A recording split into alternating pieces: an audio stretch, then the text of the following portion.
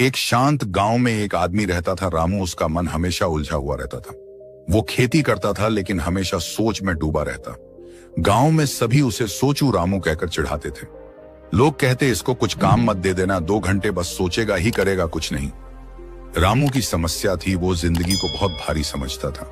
खेत में फसल हो या ना हो, परिवार में झगड़ा हो या ना हो, उसे हर बात में एक बोझ दिखता।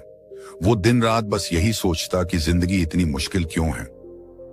एक दिन कुछ ऐसा हुआ जिससे रामू अंदर से टूट गया। उसकी फसल पर कीड़ों ने हमला कर दिया। महीनों की मेहनत गई पानी में। घर आकर उसने अपनी बीवी गुड़िया से कहा, मैं अब और नहीं कर सकता, जिंदगी मुझसे संभलती नहीं। गुड़िया ने धीरे से कहा, अगर जवाब चाहिए तो सवाल किसी और से मत पूछो, कभी खुद से मत पूछ कर देख, या फिर किसी ऐसे से जो जिंदगी को समझ चुका हो। रामू की आंखों में अचानक एक नाम चमका, गौतम बुद्ध। उसने बचपन में दादी से बुद्ध की कहानियां सुनी थी, कैसे वो राजमहल छोड़कर सच्चाई की तलाश में निकले थे। कहा जाता था कि कभी कभी बुद्ध गांवों में आते और शांति से लोगों से मिलते। रामू को पता चला कि पास के पहाड़ों के पास एक पुराना बोधि वृक्ष है, जहां एक महात्मा ध्यान करते हैं। कुछ लोग कहते हैं वो बुद्ध हैं, कुछ कहते हैं कोई साधु है जिसने बुद्ध से सीख ली है। रामू तय कर लेता है, मैं एक बार वहां जरूर जाऊंगा, अगर जवाब कहीं है तो वहीं मिलेगा। अगली सुबह सूरज निकलते ही रामू ने लौटा लिया, पगड़ी बांधी और निकल पड़ा उस जंगल की ओर। रास्ता आसान नहीं था, कांटे पथरीले रास्ते, गर्मी प्यास, लेकिन उसके भीतर की आग ज्यादा तेज थी। दोपहर ढल रही थी जब रामू एक विशाल पीपल के पेड़ के नीचे पहुंचा। वहां एक साधु ध्यान में बैठे थे, शांति उनके चेहरे से टपक रही थी। उनके पास न कोई चीज, न कोई शिष्य, न कोई शोर। रामू कुछ देर वहीं बैठा रहा और फिर साहस करके बोला, महात्मा जी, मैं एक सवाल लेकर आया हूं।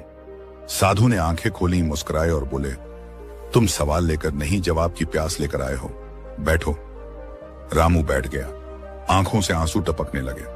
उसने कहा, जिंदगी बहुत भारी लगती है, छोटी छोटी बातें परेशान करती हैं, रिश्ते टूटते हैं, लोग बदलते हैं, मेहनत का फल नहीं मिलता, क्या यही जीवन है? साधु ने मुस्कुराकर एक कंकड़ उठाया और कहा, इसे हाथ में लो। रामू ने कंकड़ हाथ में ले लिया। अब इसे पकड़कर अपनी मुट्ठी बंद कर लो और कस के दबाओ। रामू ने ऐसा किया। 1 मिनट बाद साधु ने पूछा, अब क्या महसूस हो रहा है? दर्द, हाथ में झंझनाहट हो रही है। क्यों? क्योंकि मैं इस छोटे से कंकड़ को कसकर पकड़े बैठा हूं, साधु ने मुस्कुराकर कहा। बस यही बुद्ध की 1 मिनट की सीख है। जिंदगी भारी नहीं होती, हम उसकी छोटी छोटी बातों को कसकर पकड़े रहते हैं। जैसे यह कंकड़, छोड़ दो, दर्द भी जाएगा और बोझ भी। रामू जैसे जाग गया हो। वापस लौटते हुए रास्ते में वो एक एक चीज को हल्के में लेने लगा। सूखे पत्ते, धूप झोंका, सब में सुंदरता दिखने लगी। गांव पहुंचा तो गुड़िया ने पूछा, क्या मिला? रामू ने सिर्फ इतना कहा, मैंने कंकड़ छोड़ दिया। धीरे धीरे लोगों ने रामू में बदलाव देखना शुरू किया। अब वो शिकायत नहीं करता था। खेत में फसल खराब होती तो वो मुस्कुराकर कहता, इस बार मिट्टी को आराम चाहिए था। लोग चौंक जाते, यही रामू जो कल तक छोटी बात पर रो देता था, आज सब स्वीकार कर रहा है। रामू अब हर शाम गांव के बरगद के नीचे बैठता और जो कोई भी परेशान आता वो बस एक बात दोहराता, कभी कभी जिंदगी की सारी उलझनें बस एक मुट्ठी में दबे कंकड़ जैसी होती हैं, बस छोड़ना सीखो। गांव में एक नई लहर चली, लोग बातें कम समझ ज्यादा करने लगे। इस कहानी से हमें यह सीख मिलती है कि बुद्ध ने कुछ नया नहीं सिखाया था, उन्होंने बस वो याद दिला दिया जो हम भूल गए थे। आसान जीवन वही है जहां बोझ हम उठाते नहीं, छोड़ना सीखते हैं। दोस्तों, ये कहानी सिर्फ एक किरदार की नहीं, हम सबकी है। जिंदगी जब सबसे ज्यादा मुश्किल लगे तभी हिम्मत मत हारना, क्योंकि अक्सर वही पल हमारी सबसे बड़ी जीत का रास्ता खोलता है।